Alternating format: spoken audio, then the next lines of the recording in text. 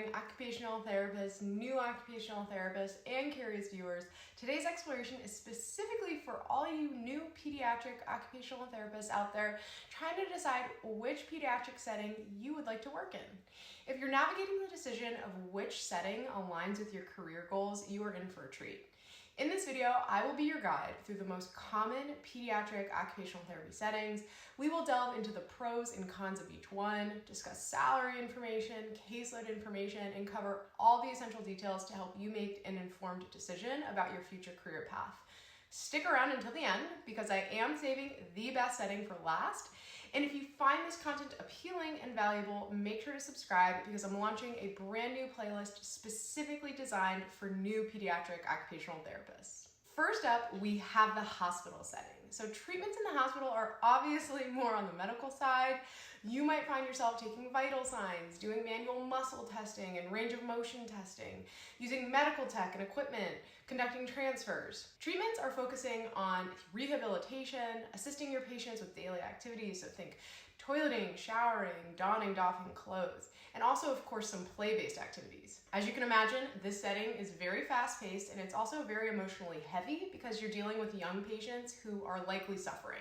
Caseload-wise, you might work anywhere with about 5 to 10 patients per day, although this definitely varies as sessions can be anywhere from 30 minutes to an hour long. I'd say the setting is for anyone who is interested in the medical world and likes fast-paced environments. You also have to be a very adaptable person to be able to swiftly pivot between different patients and their needs while collaborating with different healthcare professionals. In terms of salary, according to ZipRecruiter, hospital OTs nationwide make on average $94,000 per year. So make sure you do your own research before applying to these positions, only because salaries range depending on your location and experience.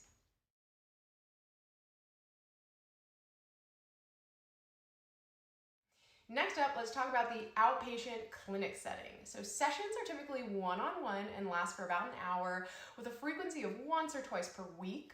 This setting, in my opinion, is much lighter than the hospital setting, and your treatments here are very play-based. So on a typical day in an outpatient pediatric clinic, you might be working with your clients in the ball pit, on swings, trampolines, climbing walls. You might be playing board games, so it can definitely be really fun. Another common treatment activity for clinics is working on feeding for kids who are problem eaters. However, there are definitely challenges in this setting, and the first challenge that comes to my mind is how physically exhausting this job is. This is a demanding job, especially on your body, because like I said before, you're jumping on trampolines, you're sitting on the floor, you're pushing kids on the swing. So you will be sweaty by the end of the day, this I guarantee. Also, you usually see clients back to back all day. And some clinics, not all of them, will only pay you for your direct time with kids. They don't necessarily compensate you for your admin work, so like your treatment notes or writing up your evaluations. Obviously, that's a huge con. Nationwide, clinic OTs are making around $86,000 per year, according to ZipRecruiter. Caseload-wise, you're working with anywhere from 5 to 8 kids per day. Personally, I don't think this is the most lucrative option, given how much work you are putting in each and every day.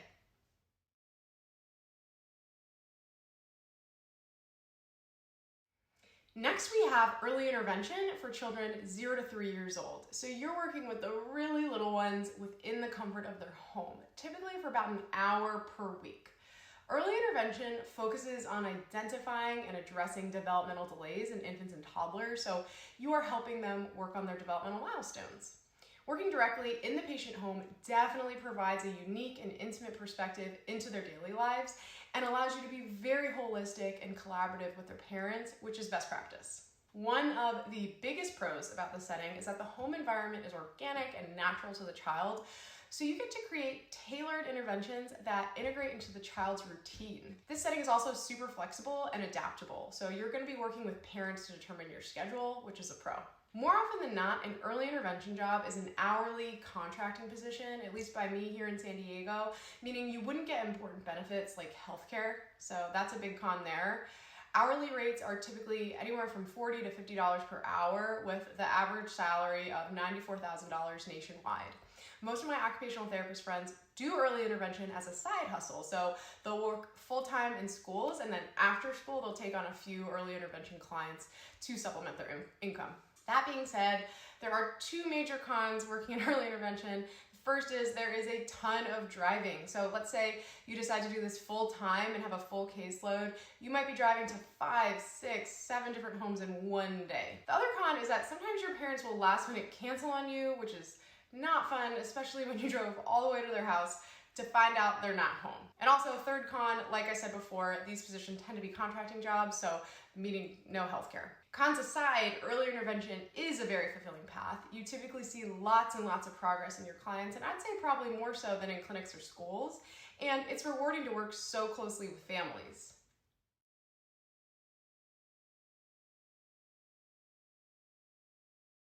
This leads me to my absolute favorite setting of all time, the best setting.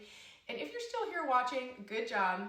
The best setting for pediatric occupational therapists is schools, in my opinion. In schools, occupational therapy sessions are typically shorter, around 30 minutes or so, and unlike clinics where the focus is very broad and holistic and all-encompassing, in school the focus is much more narrow, and the goal is to help students access their education. So more often than not, we're working on handwriting, making assistive tech recommendations, and supporting with self-regulation skills. Personally, I really like how the lens is more specific in schools because it makes my job just less overwhelming.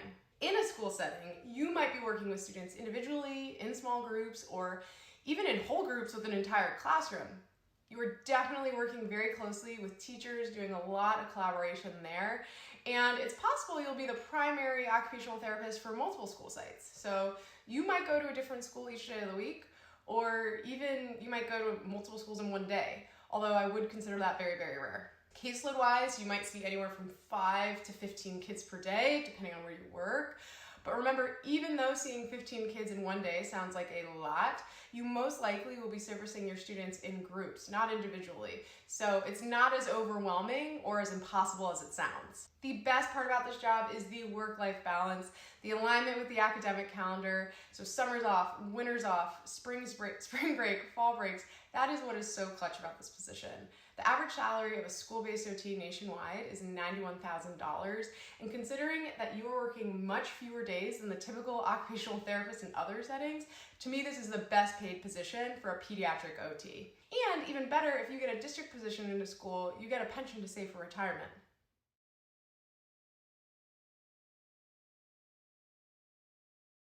So there you have it, a glimpse into some of the most popular pediatric settings. I hope this video gave you some clarification about which one you would like to pursue. I will say each one definitely comes with its unique challenges and rewards. If you found this information helpful, be sure to give this video a thumbs up, and if you have any questions, please comment below. Don't forget to subscribe for more content tailored especially for brand new pediatric occupational therapists.